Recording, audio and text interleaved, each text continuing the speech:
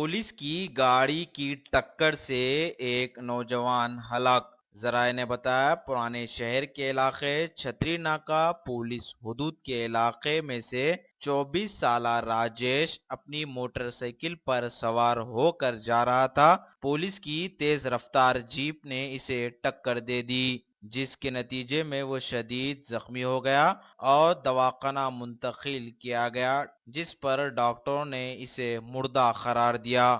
رشتہ داروں نے پولیس اسٹیشن کے سامنے دھرنا منظم کیا اور خاطی پولیس ڈرائیور کے خلاف سخت کارروائی کرنے کا بھی مطالبہ کیا۔ پولیس نے مقدمہ درج کرتے ہوئے مختلف زاویوں سے تحقیقات کا بھی آغاز کر دیا۔ صبح کے اوقات میں پولیس کی گاڑی تیز رفتار جانا مختلف سوالات کو یہاں جنم دیتا ہے۔